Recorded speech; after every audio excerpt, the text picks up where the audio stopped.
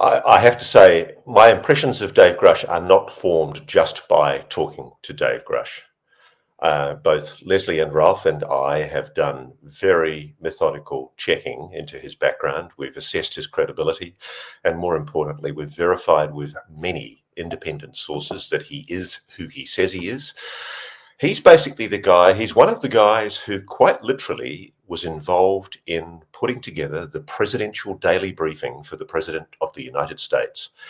He was cleared so highly with his top secret SCI compartmented clearance that he was given access to over 2,000 special access programs.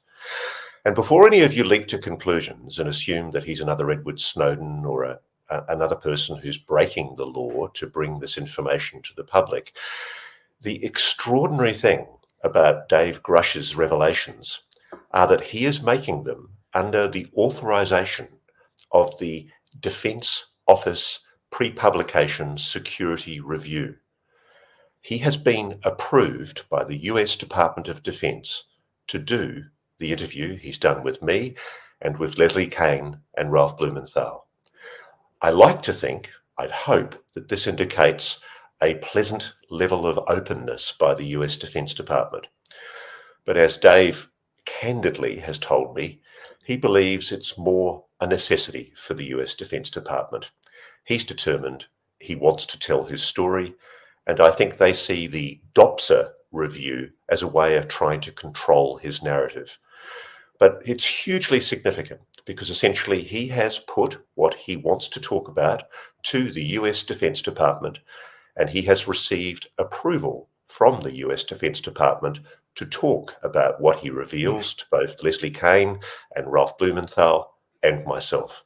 I think that's quite huge, and it's a very pleasant degree of openness from a department that, frankly, I think we've had good cause to be very critical of in the past. That's one of the reasons why I do think we're about to step into the unknown. I was just reading before I came onto this podcast, Bryce, a comment by Brian Bender, who I have huge respect for, the ex-Politico journalist now working in private consultancy.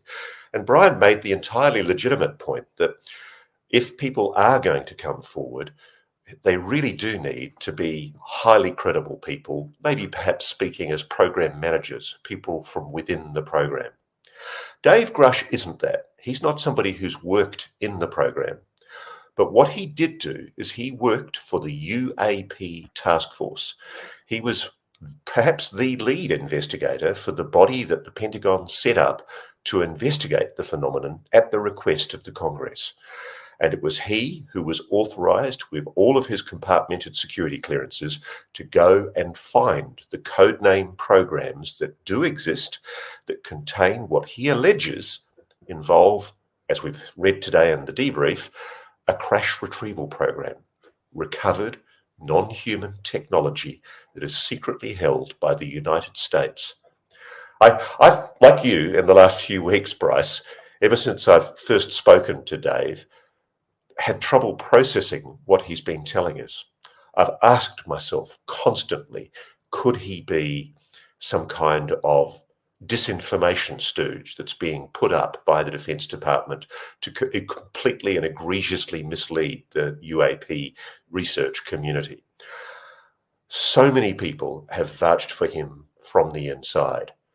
I've never been fully candid, even with you, my friend, about the people that I've been talking to. But you might remember I told you once that in my book as well, I talked about a guy called Nat Kobitz. Yep.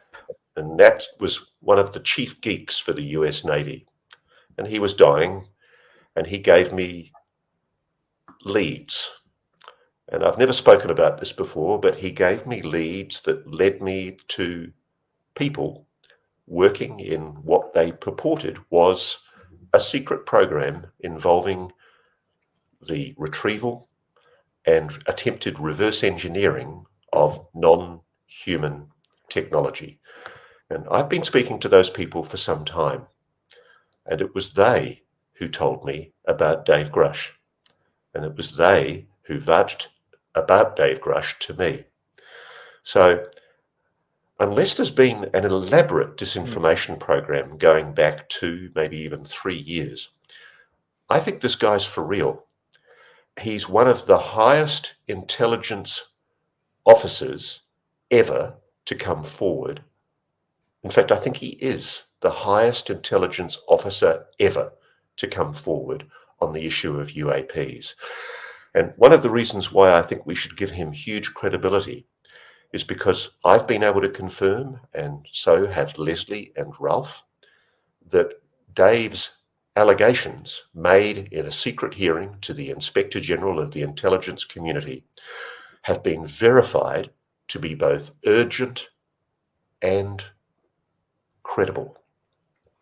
And for that reason, his allegations were referred urgently to the oversight committees of the Congress.